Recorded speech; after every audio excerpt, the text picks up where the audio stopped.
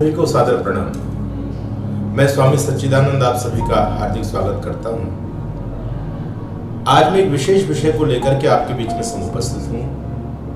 आजकल social media के माध्यम से आप लोग एक चर्चा को सुन रहे हैं, महिलाओं को और वेद के संबंध में, महिलाओं को वेद पढ़ने का अधिकार है या नहीं, मंत्र बोलने का अधिकार है या नहीं। ये विषय बार बार उठता रहता है धर्म गुरुओं के द्वारा। एक तरफ आर्य समाज के संस्थापक महर्षि स्वामी दयानंद जी महाराज हैं और आर्य समाज वो संगठन है जो इस बात की बहुत प्रमाणों के साथ में वकालत करता है कि हर स्त्री को वेद आदि पढ़ने का अधिकार है, यज्ञ करने का अधिकार है, मंत्र गायत्री मंत्र बोलने का अधिकार है।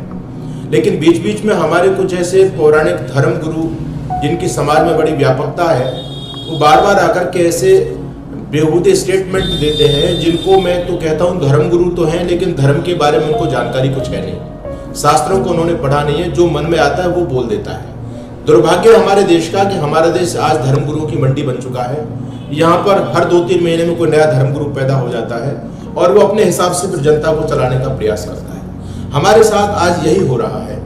कभी पहले कोई शंकराचार्य बोलते हैं, कभी कोई और धर्म गुरु कथाकार बोल देते हैं। अभी बागेश्वर धाम ने तत्काल स्टेटमेंट दिया है और वो इस बात को कह रहे हैं कि महिलाओं को गायत्री मंत्र पढ़ने का कोई अधिकार नहीं है, गायत्री मंत्र को सर्व जगह नहीं बोलना चाहिए, ये मंत्र ऐसा नहीं है जो उस मंत्र को सुन सकें।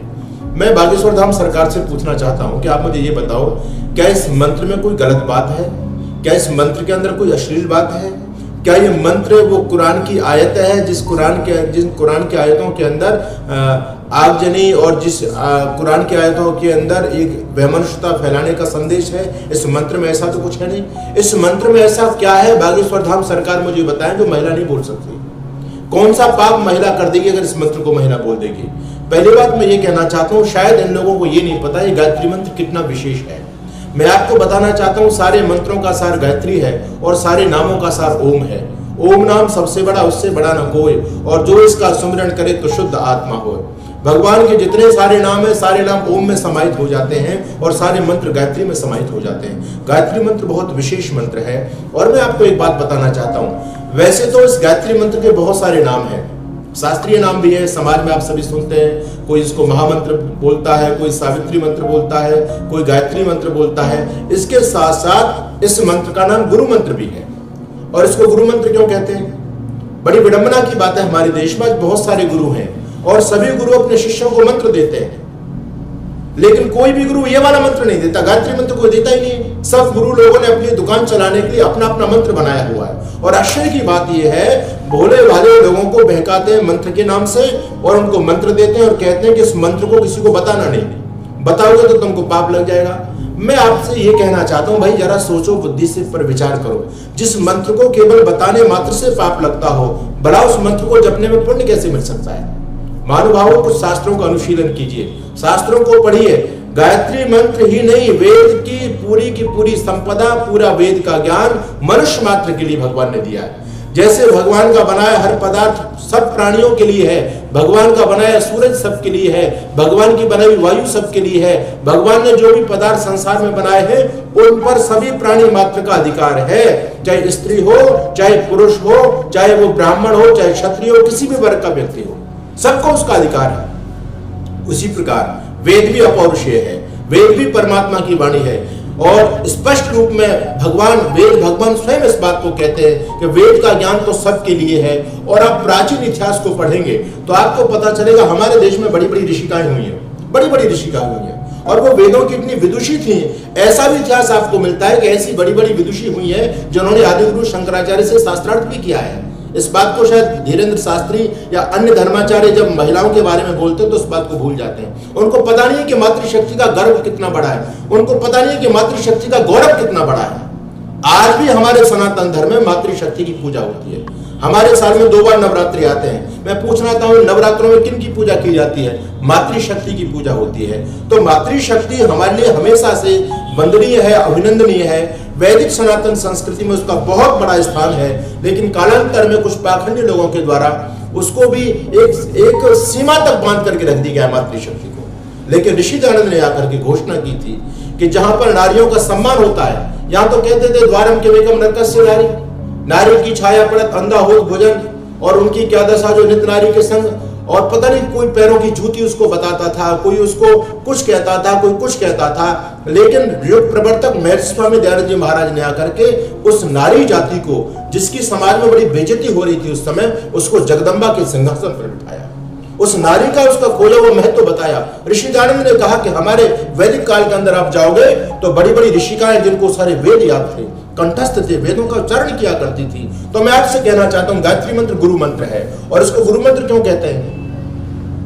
गुरु मंत्र इसको इसलिए कहा जाता है कि प्राचीन काल में हमारी शिक्षण पद्धति, शिक्षण के माध्यम केवल गुरुकुल हुआ करते थे। जब बच्चा गुरुकुल में जाया करता, चाहे वो लड़की हो चाहे लड़का हो, जब भी गुरुकुल में जाएंगे तो हमारे यहाँ एक वेदारंभ संस्कार होता है। हमारे 16 संस्कारों में एक वेदारंभ संस्कार भी है।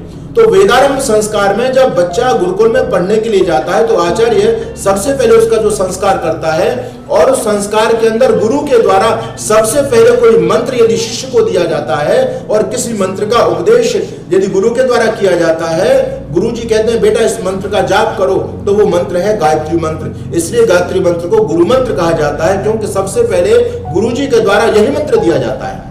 तो चाहे वो स्त्री हो, चाहे पुरुष हो, चाहे लड़का हो, चाहे लड़की हो, सबके लिए गायत्री मंत्र बोलने का अधिकार है। और मैं आज ये विशेष आपके इस चैनल के माध्यम से, भाई कैलाश जी के माध्यम से मैं कहना चाहता हूं कि आज जो गुरुड़मवाद, गुरु लोग समाज में गुरुड़मवाद फैला रहे हैं, जे टीवी चैनलों पर एक बहस होनी चाहिए। आज जैसे कुरान को लेकर के बहस होती है, हम लोग बड़े खुश होते हैं कि देखो दूध का दूध पानी का पानी हो रहा है। अरे भाई, कभी इन धर्म गुरुओं को भी आपस में डिबेट में बुलाइए और इनसे हम पूछेंगे कि बताओ कौन से शास्त्र में लिखा है कि महिला को जो यज्ञोपवीत नहीं पहनना चाहिए, कौन से शास्त्र में लिखा है कि महिला को यज्ञ नहीं करना चाहिए। यहां तो शास्त्र तो ये कहता है एवं मंत्रम पत्नी पठे। जब आप कर्मकांड करने बैठते तो शास्त्र लिख रहा है कि इस मंत्र को पत्नी, यजमान की पत्नी स्वयं बोले। अगर यजमान की पत्नी विदुषी नहीं है तो क्या खाग मंत्र बोलेगी? वो भी संस्कृत की विदुषी हुआ करती थी, उनको भी यज्ञोपवीत मिलता था। कालांतर में जाकर के कुप्रथाएं हमारे हिंदू समाज में, सनातन धर्म में आ गई। तो ये हमारे जो गुरु लोग हैं जो समाज को दिशा देने का काम कर रहे हैं, मैं समझता हूं ये स्वयं दिशा से भटक रहे हैं आज, और समाज को बहुत गलत दिशा की तरफ लेकर के जा रहे हैं, हमारी मातृशक्ति का अपमान कर रहे हैं। मैं उन सभी धर्म गुरुओं से निवेदन करना चाहता हूं आपके चैनल के माध्यम से, मैं उन सबसे आह्वान करना चाहता हूं जो बार बार हमारी मातृशक्ति पर ये पाबंदी लगाते हैं। इनको पूजा पाठ करने का अधिकार नहीं है, इनको यज्ञ करने का अधिकार नहीं है, इनको गायत्री मंत्र बोलने का अधिकार नहीं है। मैं सरेआम इस चैनल के माध्यम से सबको डिबेट के लिए चैलेंज करता हूं, शास्त्रार्थ के लिए चैलेंज करता हूं। मैं ऋषि दयानंद का शिष्य स्वामी सच्चिदानंद, जितने भी चाहे बड़े बड़े कथाकार हो, धर्म गुरु हो, चाहे वो वर्तमान तथाकथित शंकराचार्य क्यों ना हो, मैं सबको शास्त्रार्थ के लिए आहूत करता हूं। अब वो समय आ चुका है, दूध का दूध और पानी का पानी होना चाहिए। जिसके मन में जो आता है वो बकता फिरता है, कोई कुछ भी बोल देता है। मैं सभी सभाओं से भी निवेदन करता हूं, टीवी चैनल आजकल बड़ी सुर्खियों में चल रहे हैं, बेकार की बात है। उस सीमा आ गई 4 बच्चों को लेकर के, उसको सारे टीवी चैनल वाले दिखा रहे हैं। अरे टीवी चैनल में कुछ मुद्दे पर बहस होनी चाहिए, वहां पर यह मुद्दा उठना चाहिए। कितना बड़ा मुद्दा है, क्या मातृशक्ति को गायत्री मंत्र बोलने का अधिकार है या नहीं? इसमें आर्य समाज के विद्वानों को बुलाया जाए, पौराणिक शंकराचार्यों को, पौराणिक विद्वानों को बुलाया जाए, वहां पर बहस हो, शास्त्रार्थ हो। तो मैं आपके द्वारा ये कहना चाहता हूं पूरे देश की पूरी जनता